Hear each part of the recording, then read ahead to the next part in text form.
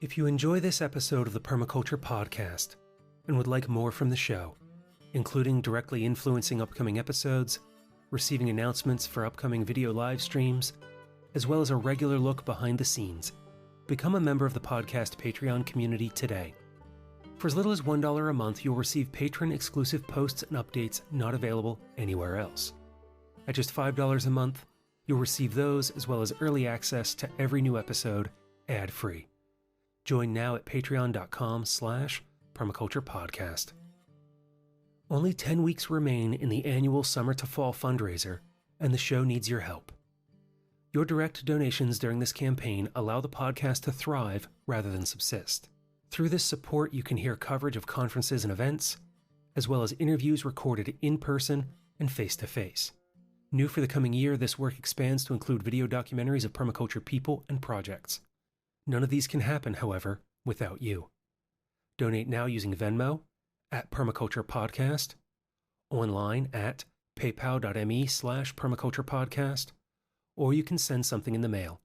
Scott Mann, 210 East Fairfax Street, number 300, Falls Church, Virginia, 22046.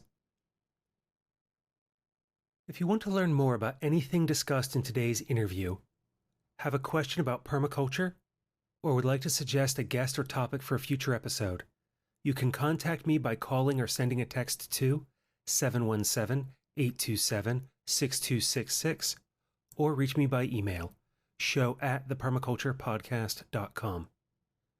This is the Permaculture Podcast. I'm Scott Mann. My longest-running hobby, one I've participated in since I was a child, long before discovering permaculture, is playing tabletop role-playing games. Perhaps the most well-known of these, one that you may have heard of or played yourself, is Dungeons and Dragons.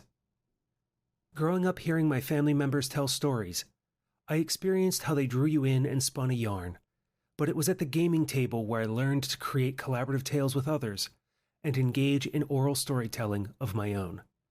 This is also where I found my voice and how to engage others in conversation. Though the technical skills for podcasting came from experiences as a radio DJ in college and later working in information technology during my 20s, the Permaculture Podcast and the hundreds of interviews in the archives wouldn't exist without this lifelong love of developing characters, rolling dice, and experiencing imaginative adventures with my friends. When not working on the show, I still play role-playing games or have conversations about those types of games on Twitter. It was there that I found and began to follow the work of today's guest, Anna Urbanek.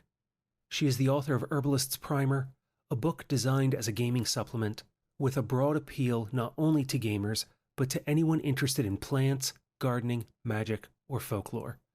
We explore those subjects, storytelling, and much more in the interview which follows.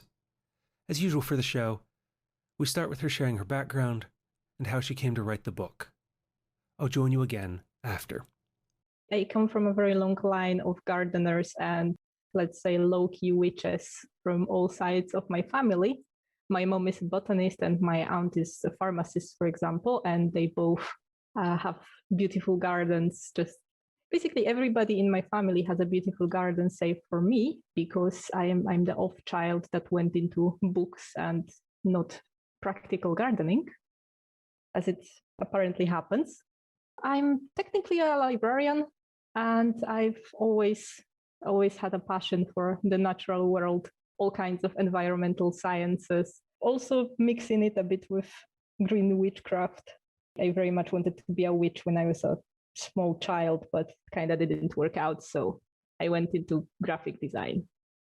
And the witchy side is interesting for me. I was part of the pagan revival here in the United States during the 1990s and early 2000s. And though I've kind of left some of those practices, that was where a lot of my interest in plants kind of came together. I was studying herbalism as a teenager, was considering going off and becoming a medical doctor that wanted to blend in plant medicine as part of those practices.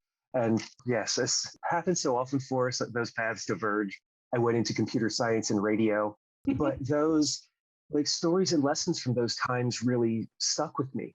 And I remember making tinctures and extracts and applying those for health and wellness, not only for myself, but other friends and members of the community. And so that was one of those other pieces that really drew me to this work. And, those are a lot of the folks who I've been recommending your book to because of this material that you're including on how to make tinctures and also some of the magical components of this.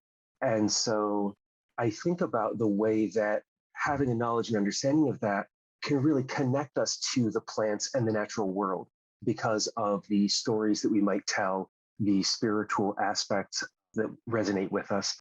And so I was wondering if you could take that and tell us a bit more about the plants that you selected and how they spoke to you and why you chose to include them. Well, there is a couple completely separate elements to the whole thing. First of all, I was making this book mostly for myself because we were in the middle of a pandemic and drawing flowers makes me happy. So that's what I did. But I'm very much a gamer and I work in the tabletop RPG industry. So I knew I want to make something that's going to be useful not only for people who love plants like I do, but also for people who want to use them in games or maybe to influence their daily witchcraft routines or just read up on plant folklore. And I'm Polish and I live in Finland. So my whole upbringing is very much European. I knew that I don't want to just write about stuff that is specifically Western European because, everybody knows that. But I also understand that some stories are not mine to tell. So I definitely try to include as many plants from as many places as I could. I also was conscious of the fact that some of those are part of a very deep and spiritual folklore and traditions and cultures that I couldn't just strip out of context and put in the book for obvious reasons of that being absolutely terrible idea and, disrespectful. So I started by putting together a list of 100 plants. In the beginning, I just wanted to have 20 medical plants, 20 magical, 20 poisonous. But then as I delved into the subject and read up more about those specific plants that I picked, I realized that basically that's impossible because most of the plants have some kind of medicinal or culinary or magical essence to them, magical in understanding of the folklore and modern occult mostly. And about 30% of them are toxic, more or less. So my grand idea about just having it nicely organized was proven impossible, which is perfectly fine because that's how the natural world works. So it's little point complaining about that. That list of 100 plants basically went through several iterations as my assumptions about what's going to be interesting and deeply entrenched in folklore and magic prove sometimes not what I wanted to really write about because many plants are just general protective magic or maybe they are very much love magic that I find often controversial. The problem with love magic is that it's sometimes controversial on the point of consent. So I prefer to focus on plants that are, for example, known for their curse-breaking properties than they are about let's make somebody to love us. So that was then focusing more on the personal and internal than necessarily the interpersonal or the external. From the point of view of author's intent and how the book is written, it's definitely supposed to be some kind of an in-game or in-world beginner guide for herbalists and magicians. And with me going with this idea of a handbook that could maybe be given by a teacher or a school to a beginner herbalist, I couldn't really make it into poisoner's handbook. It had to be something that would be wholesome, something that focuses on medicine and on healing and on protecting and, let's say, this positive type of magic and that focuses on helping people instead of harming them. And then with the focus on the arcane elements on a positive and helpful direction, when you were putting together your list of plants, what Did you include the poisonous plants as a point of interest in conversation for both the real world, or were you including those more as something for the tabletop and the storytelling aspects? Well, many of the plants that are poisonous also have positive connotations. They have positive medicinal effects. And even if we assume that this is an in-game or in-world item, if you're trying to arm somebody to help others, you also need to know what the opposition is going to use. So, for example, when I'm discussing yew, which is highly poisonous and has no medicinal positive properties, I'm, for example, mentioning how often it is used in necromantic rituals or communicating with the dead, which is obviously not something that even in fantasy universes has to be specifically a villainous thing, but it's outside of the mainstream of healing and helping and protecting. The idea is generally to give people more options than just being the goody two-shoes healer. But I have a separate chapter on poisons, but it comes with information about antidotes. It talks, for example, about symptoms of different poisons, and while it discusses, for example, lethal doses, it doesn't provide information on how to make some kind of magical poison. It focuses on how to heal the damage, not how to deal it. And so in writing that chapter and being aware of those plants in that way, you're providing kind of a guidebook then if someone wants to investigate for their story the kinds of things that might cause paralysis or pain or something like that. They can be aware of what those plants are, what the antidotes are, and then create a narrative then that characters in the story, characters in a tabletop gaming session can then pursue in order to resolve that issue. Yes, exactly. I'm not about to, for example, remove from a book something that is potentially harmful, because I do not believe in doing things like that. We have to be aware of what's, let's say, good and bad in the natural world and in the world in general, so we know how to help if something bad happens, or how to protect ourselves. I'm not going to pretend suddenly that thievery doesn't exist, so I don't have to talk about plants that are supposed to protect you from thieves. Even if somebody, for example, can use a completely different plant for lock picking or treasure finding or hiding themselves.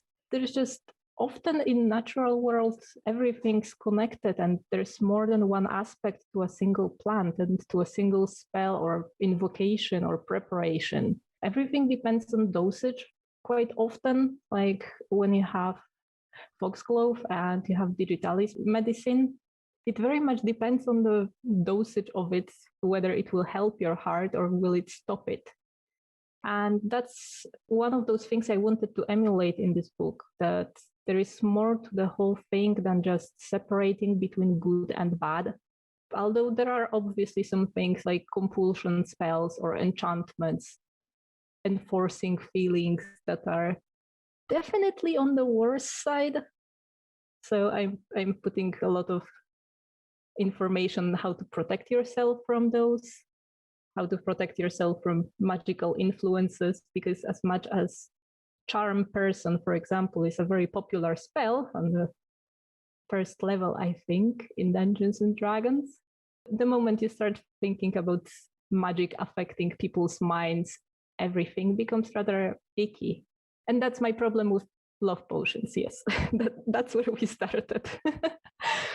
I think about how much has changed since I started gaming, like first printing of the second edition of Dungeons and Dragons, and a lot of the things that we used then for like command and a lot of the charm spells and other things that would influence were pieces that were readily thrown around in our games.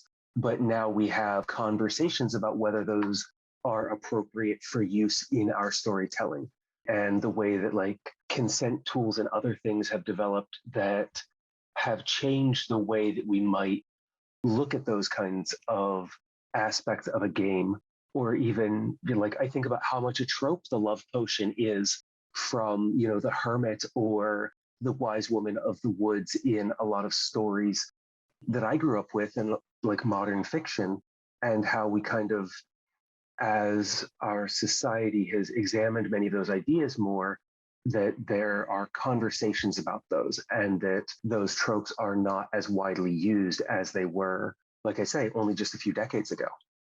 Yes, I completely agree. I don't really play the Dungeons and Dragons that often these days. I'm mostly playing Shadowrun, but of course, magic influencing minds, all kind of mind control or action control is also a thing there, like it is in most magic systems. And yes, we also often have conversations about how much of a good idea it is to just influence people's minds. And we had many NPCs being seriously influenced long term by players just abusing that power and that magic abilities.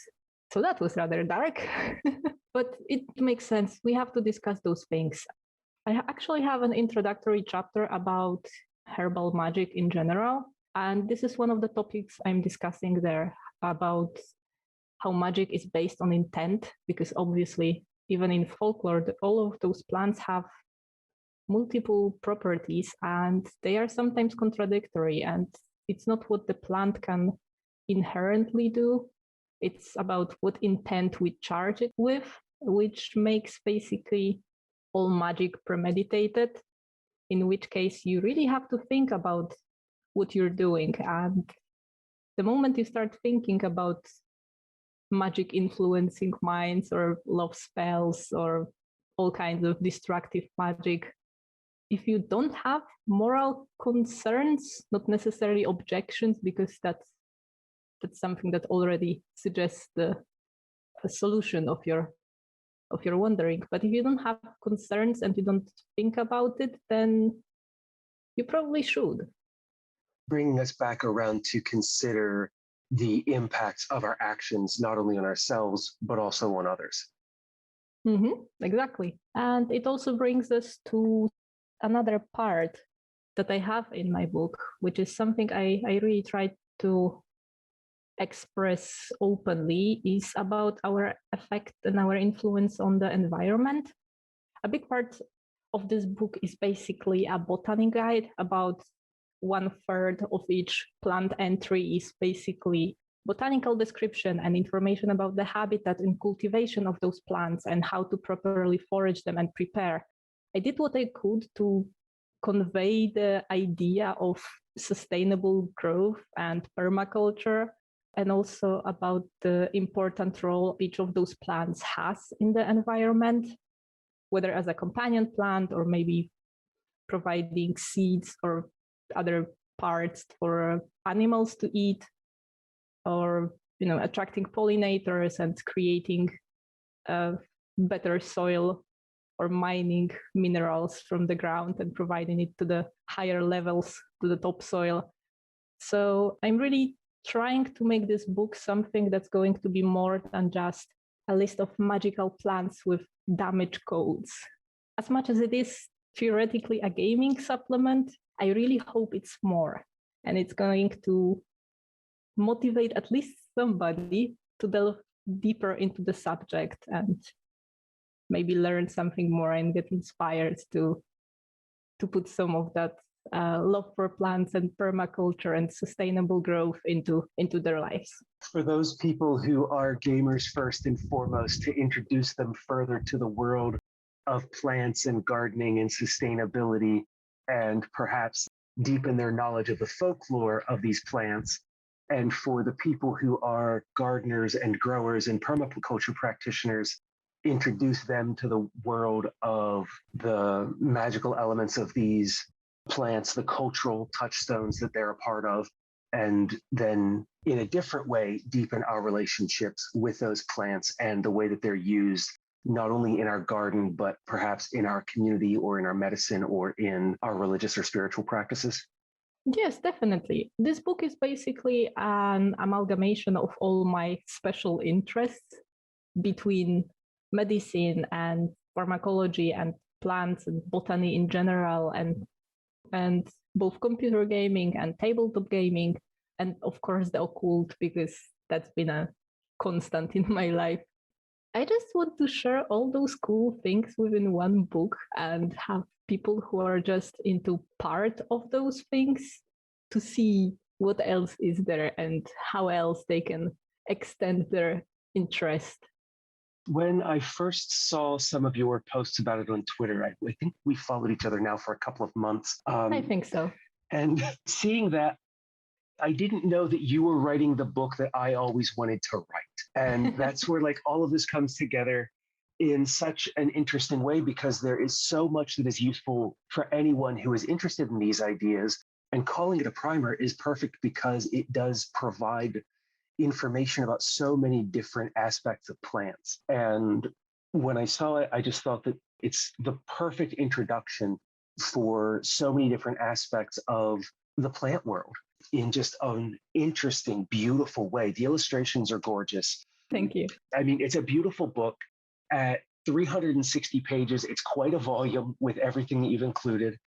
And I look at my bookshelves and the things that I have on plant medicine, on foraging, and it's a couple of feet of books. But I don't know which one of those I would pull off the shelf if someone said they wanted to learn more about plants. But when I saw your book and what you're doing with it and some of the excerpts, it was just, this is exactly it. This is the piece that if I meet someone who is interested in plants in a variety of ways, they're interested in permaculture and learning a little bit more, it's just the perfect thing to pull off the shelf and give to someone and say, here, read this, come back to me, tell me what speaks to you, and then we can decide where you should take your plant journey from here. That's basically what I wanted to do, yes. So I'm glad it's working. Actually, now that we have Kickstarter running, I have quite a lot of people coming to tell me that, for example, they are not a gamer, but they love plants, so they're picking it up, or that they're not really in gardening because they don't have a garden, but they are gaming and they really love plants, so they're gonna pick it up. Or, for example, they're doing witchcraft, but they don't play any games, so they already have been invited to a table by some other commenter on Kickstarter. So hopefully it will help people pursue those interests and maybe even realize they have them. Funnily, this is actually the first book in the series that I'm planning, and they will be primers on different topics because I am a very curious person and I have a lot of interests. Popular science is just something I really love, so I'm more than happy to provide the basic information. I mean, it is deeply researched, but it's not unavailable to people. For example, I start this book actually with a Botany lore primer because I do not expect anybody to know botany the moment they pick up this book. So I'm going through basic botanical classification, for example, and different parts of the plants, explaining their role and various options, for example, tubers versus rhizomes and different types of leaf shapes. So after reading that Botany chapter, you basically know everything you need to use the rest of the book. The more we talk about it, the more you reinforce just how much interest I have in your book and the text because of how much it can introduce people to. And one of the pieces that really stood out for me, because, as I say, I've been a gamer for a long time, but I also grew up with a family who were storytellers. And so storytelling is a super deep part of myself, my traditions, my life. And that's where, when it comes to the folklore that you've included, the way that can help connect people to things that are a little bit deeper. I forget where I read it, that human beings are storytelling animals. And as I think about that and continue to turn it over, the more that story plays an important role in how we place ourselves in the world, in the context that we find ourselves in, and the way that further connects us with the natural world. If we know the story of a particular hill, or we're walking along and we can tell someone the story of a plant, that those stories provide a better ability to remember than if we just kind of rattle off facts and figures. And so I was wondering, what were some of the stories of the plants that you were drawn to, some of the folklore that emerged that were the stories that you wanted to tell and share from your life and your traditions? Well, as I mentioned, I'm Polish, so actually the Slavic plant folklore was always a big part of my life. I remember when I was about 10, I was taking part in the summer solstice celebrations, because as much as Poland is theoretically a Christian country, we definitely still celebrate the pagan holidays, even if we renamed them into the Christian ways. So I was running around in wreaths of wormwood and all the other protective plants of the summer solstice. But I think my favorite story about plants is about rozryev. It's a legendary plant of the Slavic folklore. It has its real world existing plant that is similar, at least in description, but it is a deeply legendary plant of the Slavic folklore. It's called rozryev in Poland, it's called raskownicza in various similar languages. It looks basically like a four-leaf clover, but the most important part about it is that it doesn't exist until you know about it. It's in this weird state of quantum superposition where you can't find it unless you already know it's there. It's supposed to grow on wet meadows and by the river sides. And if you know that it's growing there, you will find it. If you're just looking without any information, there is literally no chance to find it by accident. It's a plant that's mostly used for treasure hunting, and it also has a magical power of tearing apart iron. If you raise it, for example, over a stretch of land, it will instantly uncover any buried treasures, literally by ripping the earth apart and just pulling whatever treasures might be underneath. And the most fun part about it is that animals are supposed to know all about where it's growing. So if you can't find one, you basically need to find a hedgehog or a mole or any other animal like that. You need to find its burrow and build a fence around it, and then just wait until the animal comes home, because if it comes home and it cannot get inside it, it will go and find that plant so it can rip apart the fence you build around it. So then a hedgehog goes on a quest to find a magical plant, and then you can collect it from the hedgehog when it finds it, which is ridiculous. And I wouldn't mess with a hedgehog. That's basically Odysseus, but you know, it's probably better than looking for a plant that you don't know if it even exists. Polish folklore for you. I grew up the descendants of Appalachian folks, and so we have a lot of variations of the stories of like the blacksmith and the devil and things like that. And what can you do to escape Old Scratch at the end of your life? How can you make a deal that you can then escape from? And that's fascinating that there's a plant then that would tear apart iron because of the role that iron plays in a lot of those stories too. Oh, definitely. There is just so many plants that are connected to iron that it's just ridiculous. Like Verbena officinalis, vervain, I think it's pronounced. Is it? It's probably vervain. Yes. It's actually called iron weed or iron herb in most Central and Eastern European languages. And it's supposed to specifically heal wounds that are dealt with iron, but not by actually healing wounds through some medicinal function. You're supposed to dry it and then sprinkle it over the iron that dealt the wound to close the wound. So you're supposed to sprinkle it over a sword that harmed you to magically seal the wound that was dealt. It also, for some reason, offsets the cold iron allergy that the Fae are supposed to have.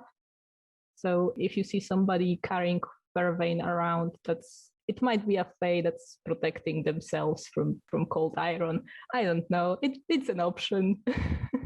And that's where, as we dig into that folklore, the way that they can influence the stories and the place that we find ourselves in. And I think about how, as we as people move around, as you say, being Polish and living in Finland. I look at my own family's history of largely being Northern European, and the way, though, that those stories give us a connection to the cultures that we come from, will also allow us the opportunity to tell stories that we can draw common themes from with others. And the way that our stories and our storytelling can make the world a smaller place, connect ourselves to culture and other people. Yeah, I completely agree with you. There's just such a plethora of stories, and you find those most amazing connections between cultures that are otherwise not connected at all.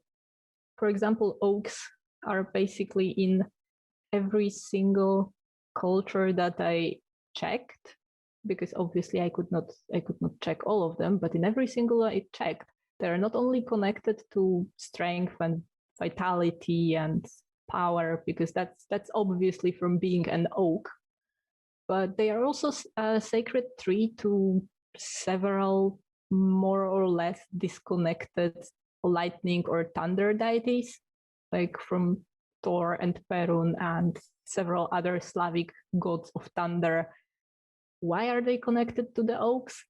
I honestly have no idea, but it's also a sacred tree of Zeus. So basically, there's a long line of myths and legends that connect oaks to lightning and thunder and the highest gods that are very masculine generally in energy, but it's probably also connected.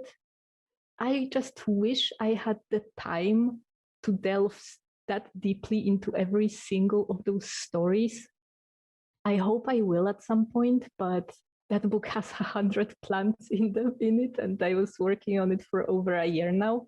And I wish I had a year to work on every single one of them, but that's physically impossible, sadly. But there is so many threads that are going through various cultures that are not directly connected, and I'd love to investigate them.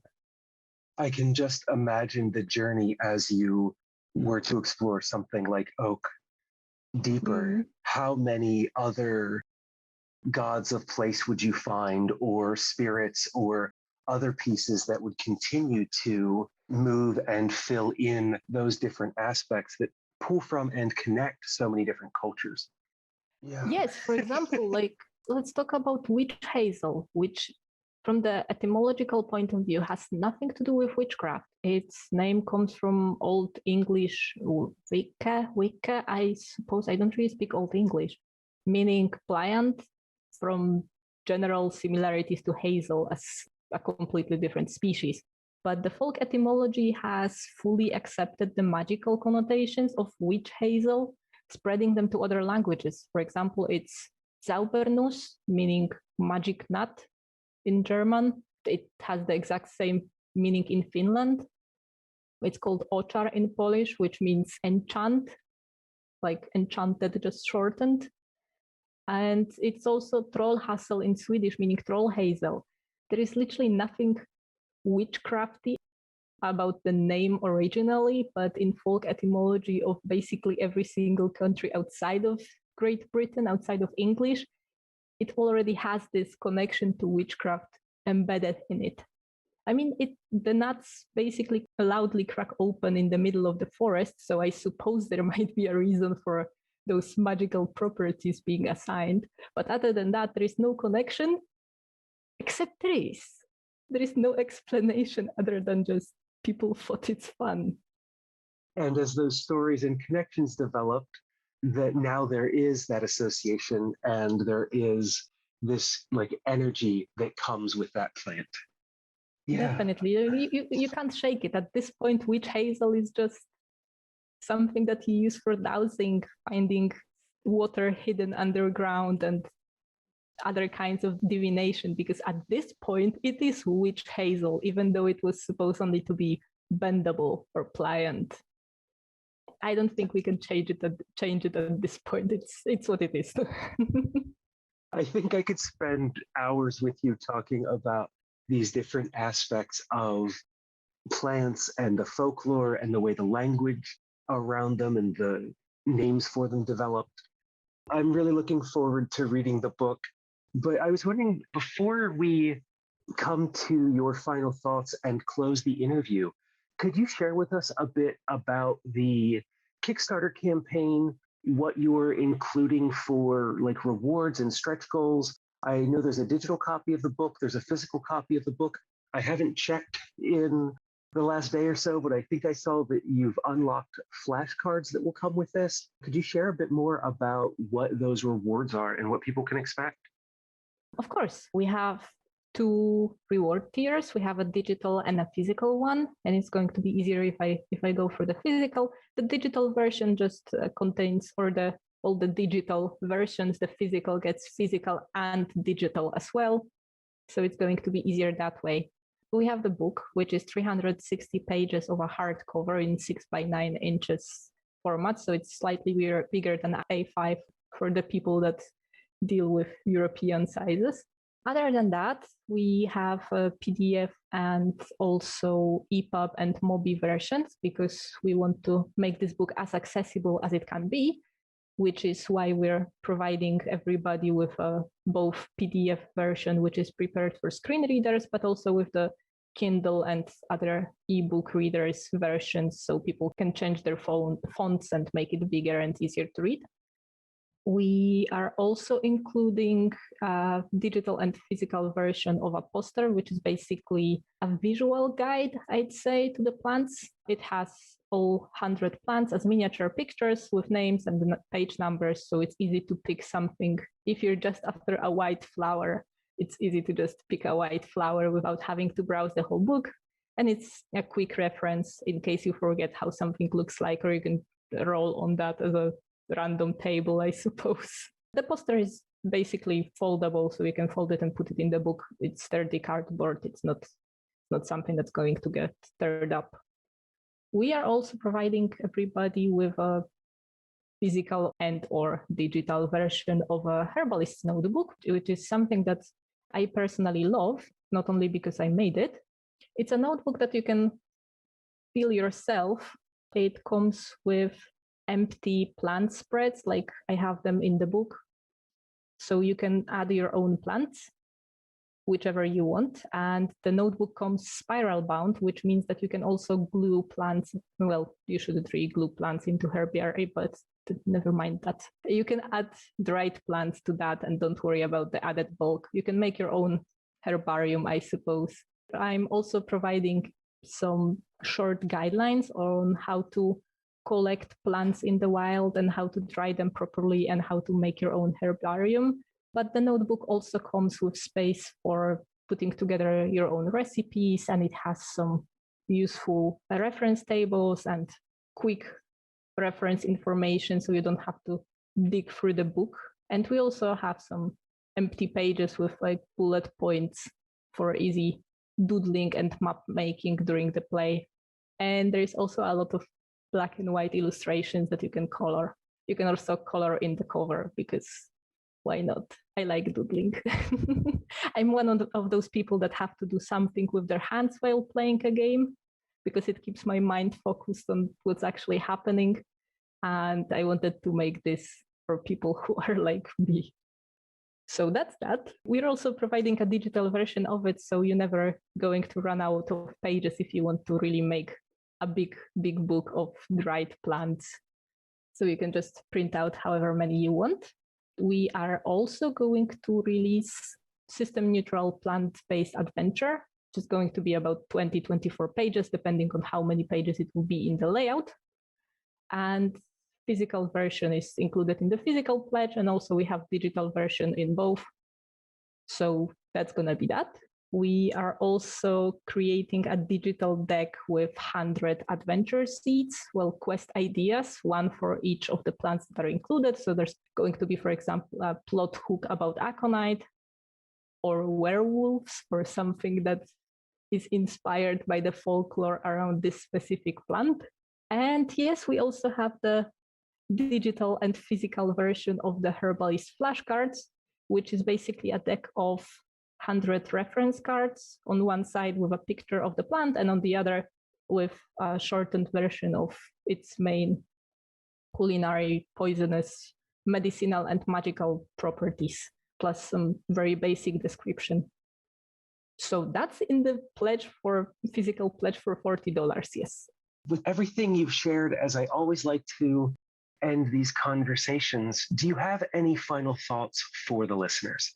I think the best thing I can say in this case is that do not be afraid to do what you love. This project, I very much expected this project to just be a thing that appeals only to people who are already into all of those things. It's a weird intersection of botany, ethnobotany, occult, folklore, and RPG games. So I expected the target audience to be very small and people to consider my special interests rather unrelatable. But no, apparently if you like something and are excited about it, other people will be excited about it too. And it's super, super great. And I wish everybody finds their part of the universe like I did with this book. So I wish everybody a lot of hobbies. Well, thank you for that, Anna, and for joining me today for this interview on the Permaculture Podcast. It was a pleasure. Thank you for inviting me. And that was Anna Urbanek. You can find the Herbalist's Primer by heading over to Kickstarter and searching for that title, or by the link in the show notes. There you'll also find a link to Anna's Twitter account, 2x Proficiency, and the website for her other gaming materials, doubleproficiency.com. As you may have noticed, this was a fun interview for me, and I'm super enthusiastic about Herbalist's Primer.